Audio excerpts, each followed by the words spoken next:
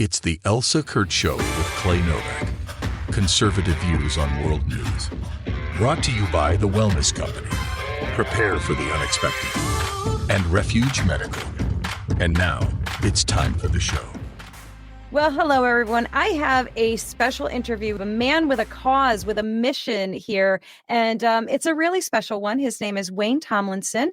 And I want to welcome you to the show. Thank you so much for coming on. Thank you, Elsa. Thank you very much. So I was a little slow rolling here and getting this moving, and I apologize for that. I don't know if people realize this, and this is like me playing my tiny, tiny violin. I'm a one-woman show trying to get it all, do all of the things, and there's my little violin playing for myself right there. But I love it. It's not a complaint, just an apology for not getting moving on this faster.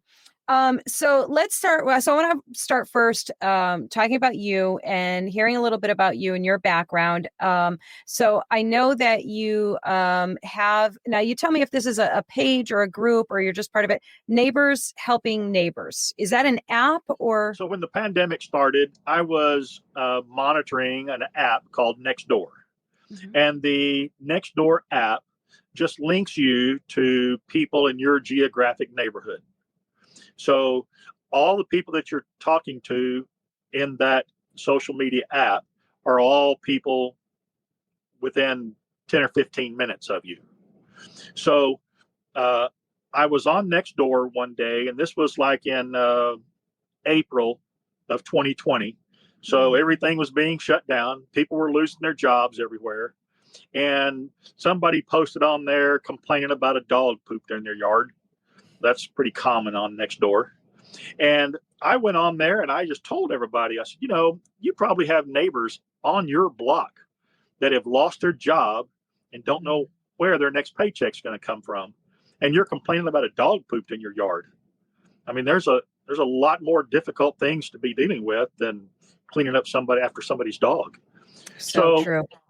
So I told everybody, I said, look, I personally don't have the means to help somebody that has a dire need, like paying a mortgage payment or paying a utility payment.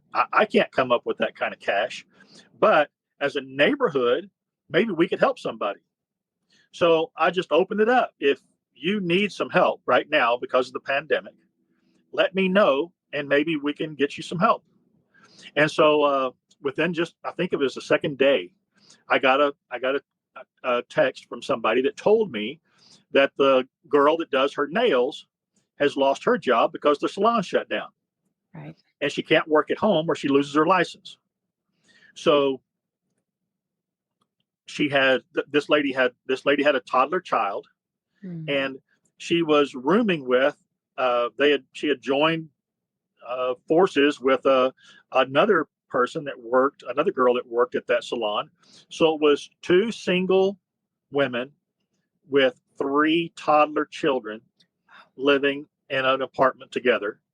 And together, both of them had no income. So they didn't know where they were going to get rent or utility payments or even food for the kids.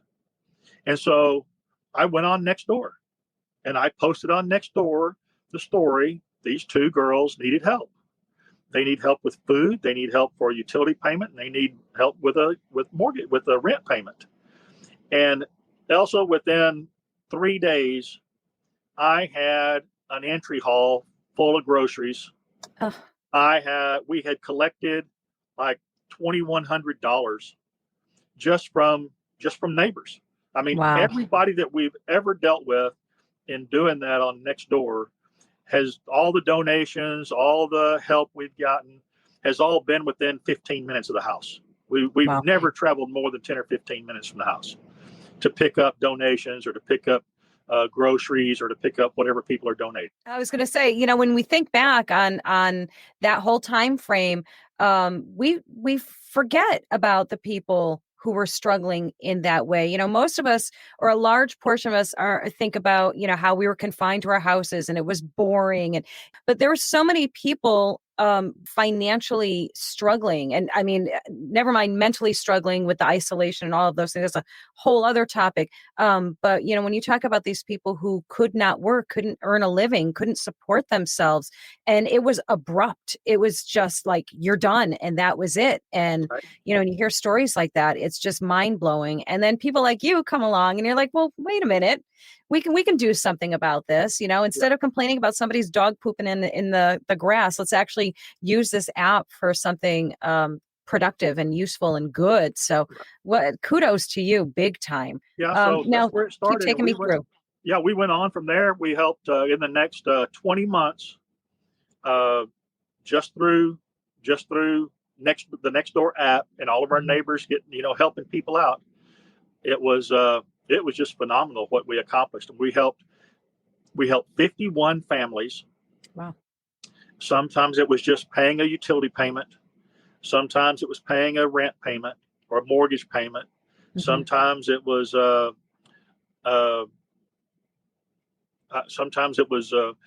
we had 3 people, ladies, that were getting away from abusive relationships and having to start over.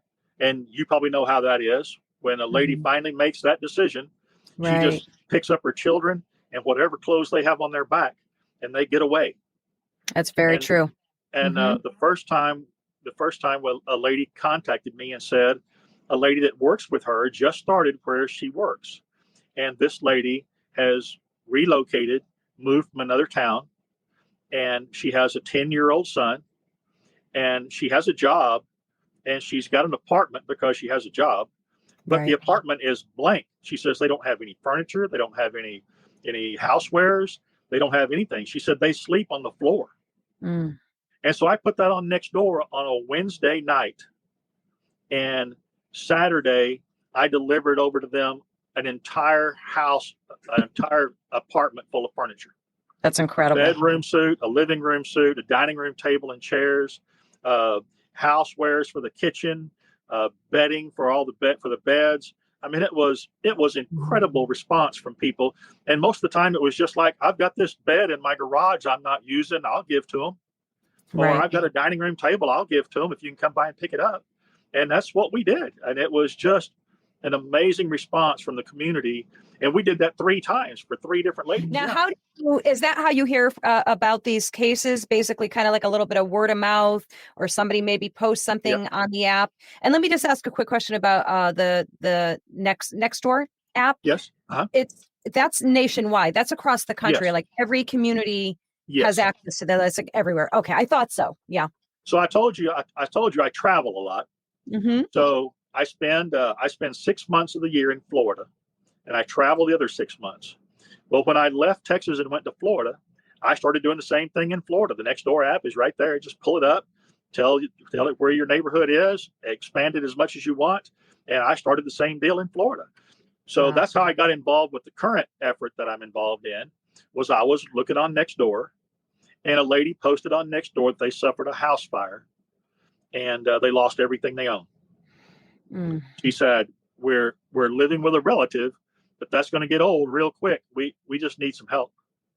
Sure. And you were kind enough to send some pictures along. Let me just show a couple of those as we're talking. I mean, this is obvious, complete devastation, absolute destruction. So that's, they lost everything, obviously. Yeah. So what we did, I told her, I said, well, let me use Nextdoor, and I will try to spur some donations to you and see what kind of help I can get. Okay, so I started looking for contractors. She set up a GoFundMe page. And if you go to their GoFundMe page today, it's right at about $12,000. Wow.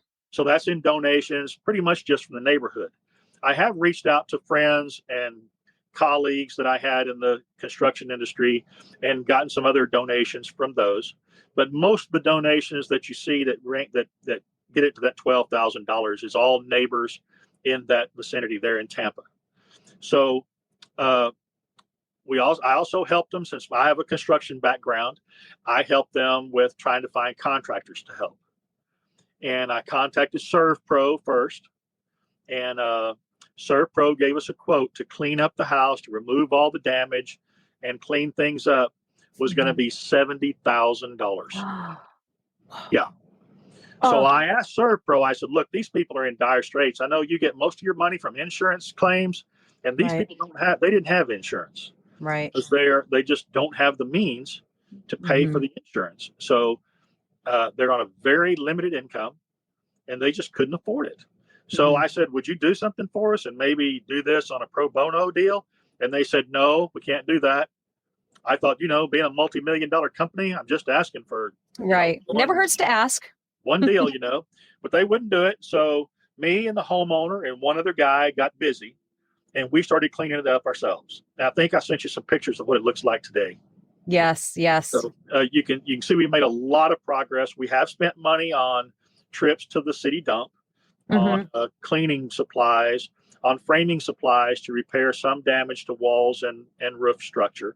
But we've got all those repairs done, and we've got all the wood sealed, so there's no smell of smoke anymore. And we're ready to go back in with some contractors now. And, man, oh man. Yeah, and what I did, I kept working with local contractors. If a contractor posted something on Nextdoor, like a plumber posts on Nextdoor that he's a plumber and needing work, I would contact him. And I'd say, I got this couple, would you really be willing to help? And I probably asked, well, I don't know how many people I asked, but I asked a lot of people. I found a guy at church that could help me find an electrician. He said, here, call this guy, he'll help you. And I called this electrician up, and I told him the story. And he said, well, let me come over and look at it. And I said, okay. So I met him and the homeowner over at the house. And he looked at everything, and he said, yeah, we can take care of this. And I said, well, okay, well, how much is it going to cost us? And he said, nothing. I'll redo the electrical service. I'll rough in everything. I'll supply the fixtures and trim it all out. I won't charge anything. Talk about, restoring faith in humanity. These are the kind of stories we need to hear, because I think we truly, again, we are so forgetful of all the good things because we get inundated with all of the bad things and all of the bad news and all of the negative things. And especially when it comes to social media, social media is oftentimes a cesspool of garbage, just pure disgusting garbageness. And I just made up another word today, garbageness. But it's new word, everyone. Well, I'll tell you, your program is a lot of political discourse. It's a lot. Yeah. And I'll tell you, in my effort, I don't care what somebody's political stance is. All I'm looking for is to help people. So I don't care if you're Republican, Democrat, Independent, Socialist, Communist. I don't care. If you're willing to help somebody, I'll help you do that.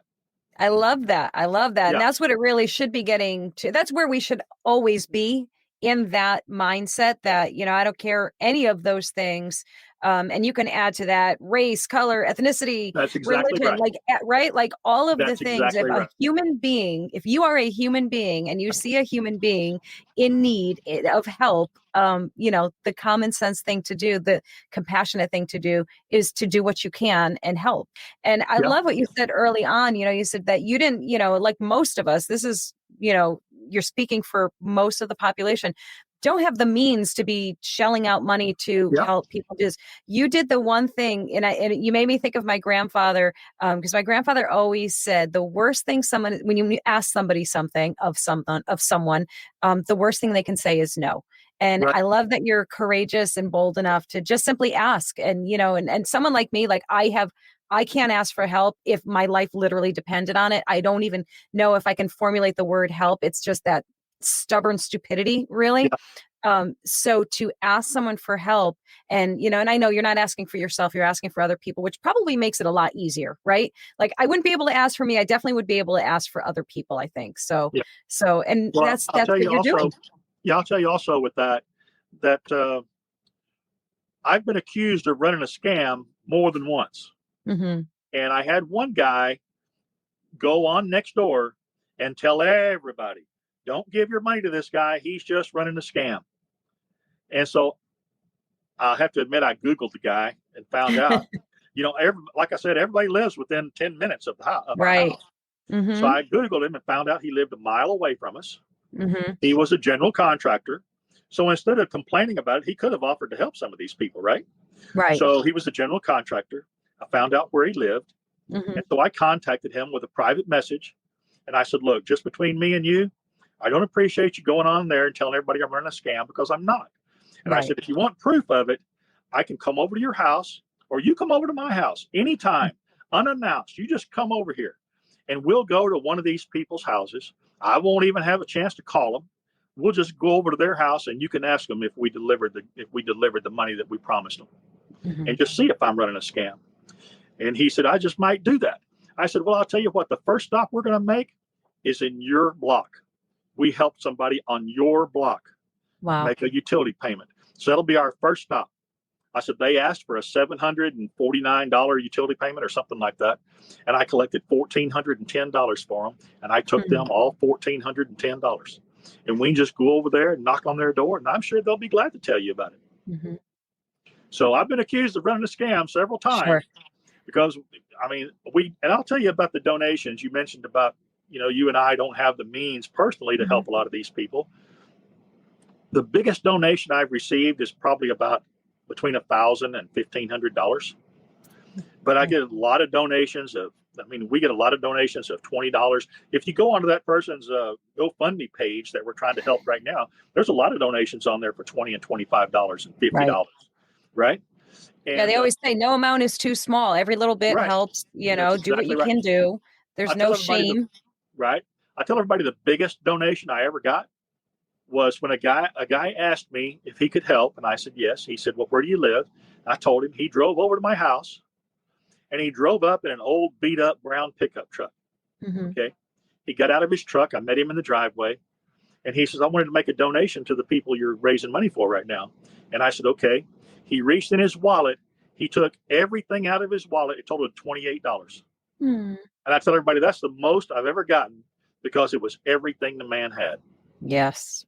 He was willing to give everything he had, which was $28, to somebody else. There are some really, really good people out there. Now, I would be remiss to not ask about, you mentioned people thought you were scamming people. Right. But do you ever, or have you ever come across a situation where somebody was trying to scam you guys for money? Because I would imagine that's a part of the, Yeah, that's a good question. I like I said, I watch Nextdoor pretty regularly, pretty much all the time. So I see people that are on there every week, every month, asking for the same thing. So they have not had something happen in their life that caused them to be at this point. Like during the pandemic, those people, most of those people had no choice, had no knowledge that was coming, just all surprised by it. Other people, they just lost their job. But the people that go on there and ask for help every week, nobody's going to help them. Right. Because they see them on there every week too. Yeah, you can tell, right? You get a good feel if you're on the app, and that goes for anything really, right? Particularly with social media. If you're seeing the same things over and over again, that discernment kicks in. You're like, oh, okay, this one is, just trying to get one over. Yeah, that makes perfect sense though. Yeah, and before I'll ever go on the Nextdoor and ask everybody else to help, I always contact the person personally. I get involved with them personally, ask them to explain the situation, ask them, okay, if you're asking for the community to come together and help you with a utility payment right now, what are you doing about your utility payment next month? What steps are you taking to remedy that situation so that you're not back on here every month? Right. And if they're needing a job, well, why are you just asking for a utility payment? Let me see if I can get you a job. Are you willing to work? And then if they're not willing to work, well, that tells me something there too. So yeah. But so you do some vetting. You definitely do some vetting there to make sure that this isn't, it's going to worthy causes. Yeah. Well, like the people that I'm helping right now with this house, recovering from this house fire, when I saw that post and I started talking to them personally. I found out where the house was. I went over and looked at it myself. I did some research on it, found out that yes, their families owned that house since 1958. It's been in their families for 66 years. And so, I found out all of that. This man and his brothers actually owned the house. It was deeded to them when their parents died. And but both of his brothers they're in dire straits also, so they really can't help him that much. So that's why I jumped in. I've met both of his brothers. So I know neither one of them can actually help a lot. So One of his brothers has helped some in getting the cleanup to the point it is right now. But I just, I do vet the people, call them up, talk to them, go over and talk to them before I ever ask people for help. Yep. That's so terrific. So since we're talking about this family, let's talk a little bit about how people can help, how people can actually help this specific family, and then we'll kind of stretch that out into the more general, broad sense. So how can we help this family? Okay, well, right now, like I said, we already have the electricals taken care of. We got the plumbing taken care of. We got the HVAC taken care of. We don't have cabinets yet. We don't have windows yet, and they are in the Tampa area where they're required to have hurricane-rated windows. Right. So the windows are very expensive. I don't have anybody to provide the windows yet. I have a general contractor that's talking about it, but I haven't heard from them yet for sure. So we still need money for cabinets, for windows, for drywall and insulation. I've got a painter that's going to help us through the painting process. There's some exterior trim that needs to be done. So right now, I said the GoFundMe page is right at about $12,000. Terrific. We need about another $14,000 for all of that stuff to be taken care of. Okay, and we're going to make sure we put that link in. We'll put that link in the show notes too, so you'll be able to click it and go right to it. Okay. Should you we'd appreciate be able and willing. The people are very appreciative of they will normally on the GoFundMe page, they are able to go onto their GoFundMe page and send a note to everybody that donates, unless you donate anonymously. But so if they're able to, they'll send a thank you to everybody that donates, because they're very appreciative. They know that they would have no chance of keeping that house in the family if it weren't for this effort. They've already gotten a couple of offers from house flippers that want to buy it for less than half of what it's worth when it's finished. And then they'll put the $40,000 into it or $60,000 into it and sell it for a $40,000 profit. Right. So they've already got a couple offers to do that. They just don't want to sell the house and take a loss on it. I mean, really, if they can fix it up for the $25,000 that I think we can get it done for that now. And then it's worth $220,000. Well, look what that's done for them. So we're really hoping to get some more donations to the GoFundMe page. If you happen to be in the Tampa market and you can provide windows or drywall, they still need donations for windows and drywall and cabinets and some trim work. Amazing. I just love the image I get of communities helping each other out like that, or helping their people in the communities.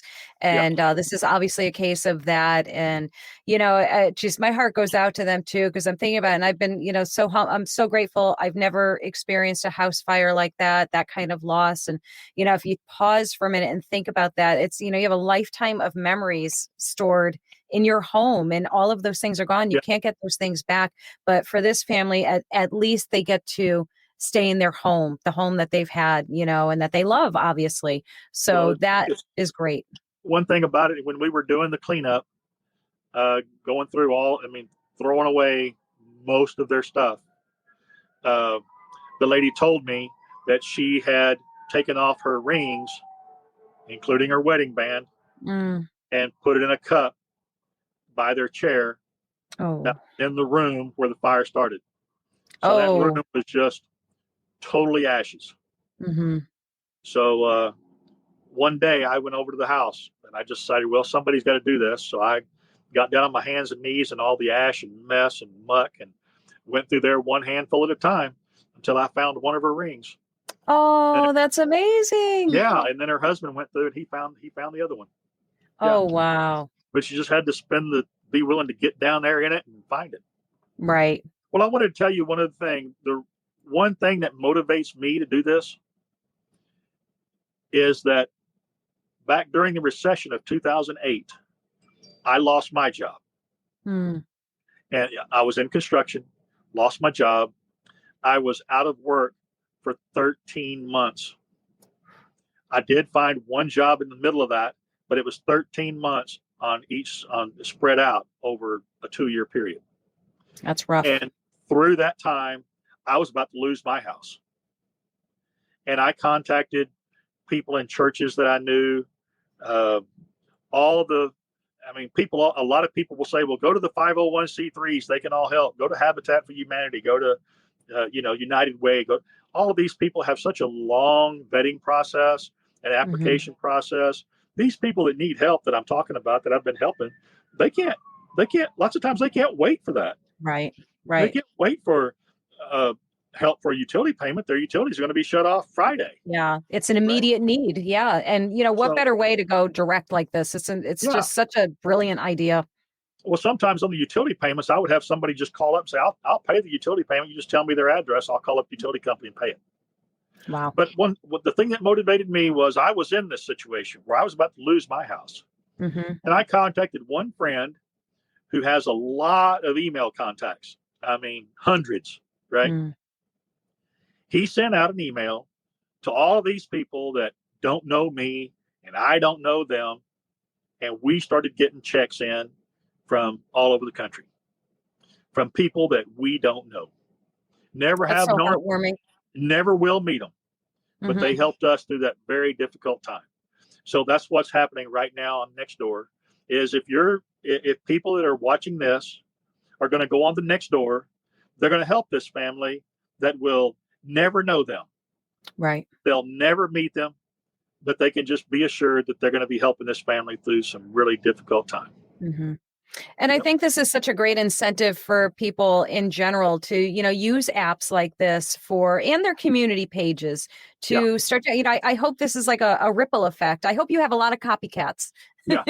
We're going to call you the original. You're the OG, but we want a lot of copycats of people using this same model and same concept. Because so it's people from all over the country are going to see this today.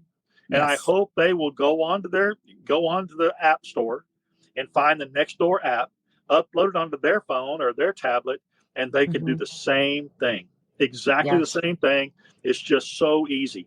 And if they need to, if you have somebody that's watching today that wants to do that, I hope you'll have a link to me so they can contact me if they want to.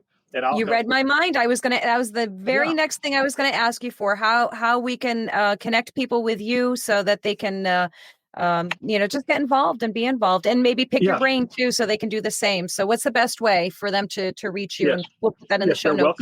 They're welcome to email me, and that'll make an initial contact. And then I can kind of walk them through how to address that. If they want to go on the Nextdoor, if they're on Nextdoor and they see somebody that needs some help, I can kind of tell them how to approach that and make that happen.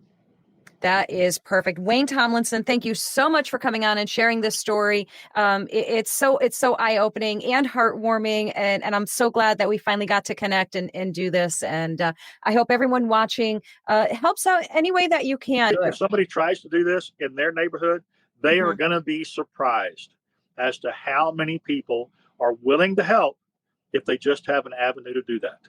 And this presents an avenue to everybody in your neighborhood. If you want to help this couple, you can help. I love it. I absolutely love it. This is such a great story in pretty dark times that we're having. So thank you again. And you are welcome to come back anytime. Anytime you got a story to share, an update, any of those things, you got an open invite to come back anytime. Even if it's a political statement? Sure. Why not? Listen, I'm easy going. Even if it's the opposite of what I think, I'm cool with that. All right. Because we're civilized. That's right. Yes. Wayne, thank you again. And guys, thanks for watching. We will see you in the next episode. Take care.